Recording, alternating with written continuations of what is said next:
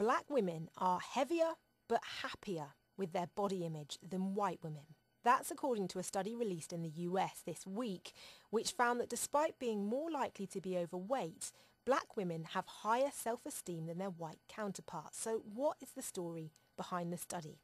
Here to pick it apart, I'm joined by singer Honey Williams from the Pickyheads Movement, a Nottingham community group highlighting the beauty and misconceptions of natural afro hair, along with Michelle Brooks, the woman responsible for a recent TV series celebrating successful black women in the public eye. Both here with their thoughts. Great to have you with us. Hello. Hello.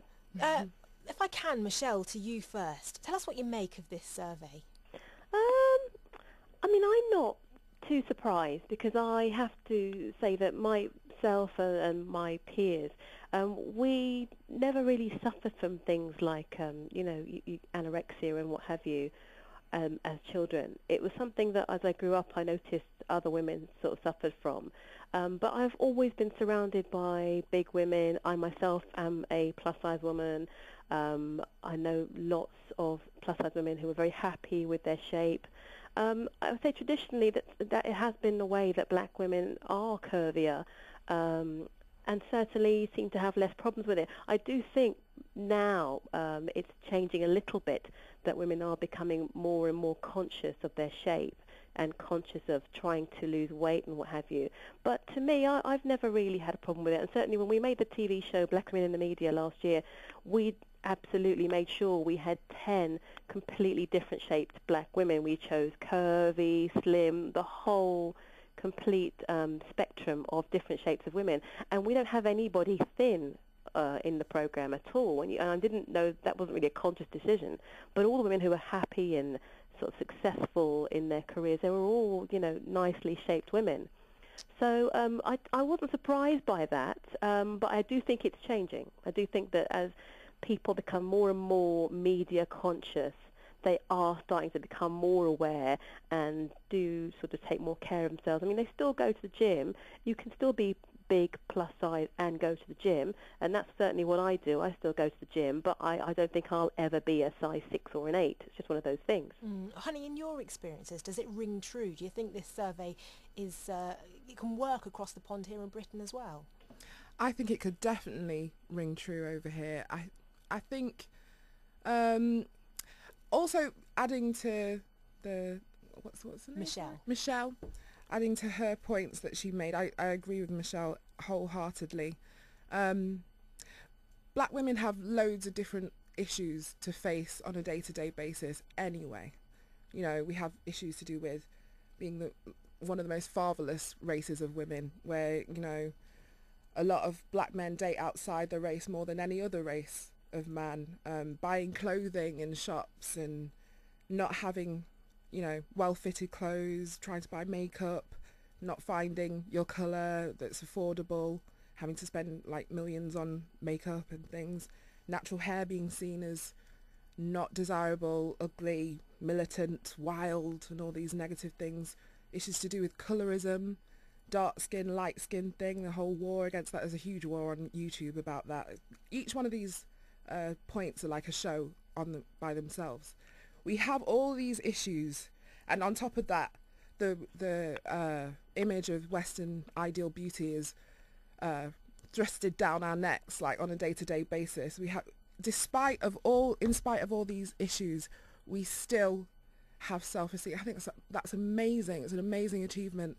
I think what all those things do, they help make our skin like titanium. We're so resilient against it all because we have all these issues to face. I think as well, in addition to having the issues, we also, I certainly think we are also in many ways very, very fortunate. I always say to people, when I look at people who are having surgery done, they're always trying to get our lips, they're always trying to get our bum, they're always trying to get our skin colour with the tanning. Yeah. And I personally think we're a gorgeous race. Yes. I think we're gorgeous as we are. And because of that, that's why people are copying us. That's how I look at it. I think that, we celebrate our gorgeousness. If we've got a few pounds more, as far as I'm concerned, it's just more of us to love. So it's not a problem, Well, Michelle, in your experience particularly, you mentioned the programme that you made recently, which, as I mentioned, celebrated successful black women in the public eye. Do you think that the results of this study could be based on the fact that there are plenty more curvy role models in the black community? Think the likes of Jennifer Hudson, although obviously times have changed. She was considered highly attractive, and she was bigger. Do you think that's why there's more bigger black women that are considered sexy in the public eye? I think so. I mean, my very first role model was my mother. And my mother was never stick thin. She was a gorgeous, curvy woman, and she was like a sort of size 16. She was ample. And if I look at people like Mahalia Jackson, I look at all variety of women, you know, that I see. You mentioned Jennifer Hudson, but there's so many singers out there, entertainers. You know, Jill Scott is gorgeous. To me, it's something that I've always celebrated. You know, even people like Mallory Blackman, the famous author who we have in our show, she's a beautiful, curvy woman, and it's not a problem. It's not in any way an issue. The only issues we sometimes face are finding clothes to fit if we're in the UK.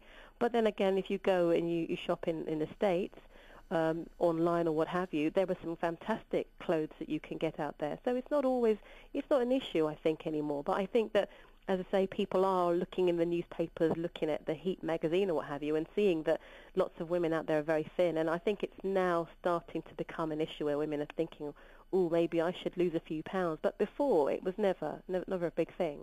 Honey, do you think that the magazine that we touched on there, the idea that there's a lack of black women in magazines, is that actually working in our favour here? Because perhaps we're, having never seen ourselves reflected particularly well in magazines, it's encouraging black women and girls to create their own notions of what they consider to be beautiful. Yeah, there are pluses and there are minuses to not being depicted by the general mainstream media ever. The pluses are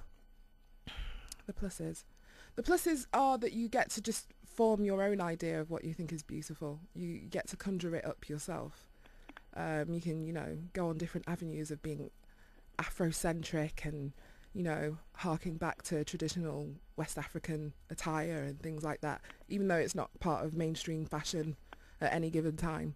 But the negatives are that I think people have a natural inclination to want to see beautiful images of themselves, you know, especially where you are from. You want people to celebrate your beauty. I think people seek it out.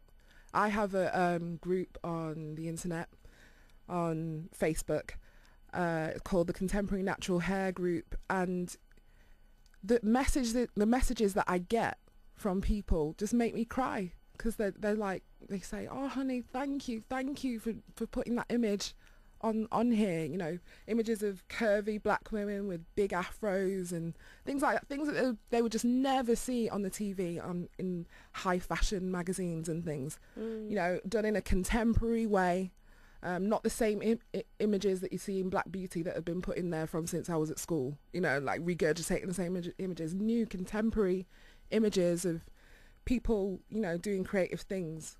I think, yeah, there are pluses and minuses. Yeah. Now, Michelle, for you, the programme that you made, and you've talked a bit about, was focusing on British women.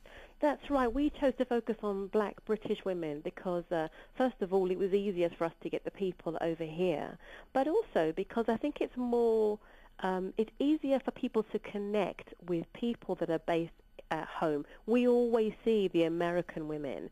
We see them in the cinemas. We see them in the books on the TVs. It's certainly mainstream TV. However, when it comes to British women, there's a lot of women who are working away diligently in the background that you never hear about. And so I wanted to shine a spotlight on those women. And I was very fortunate to have a platform on OTV, which is Sky Channel 199, where it's a black entertainment channel that focuses on black British entertainment. And so we had an opportunity there to focus our eyes on the black beautiful women who were successful in media to start with, but there's other things that we're doing after that. But for us, it was a great opportunity to show the success, the beauty, and the diversity of black women. And the show was really successful. And like Honey, the responses we got when we first showed that program on air were amazing. We did a Father's Day special. We talked about, well, we got the girls to talk about their fathers and the impact their fathers had on them.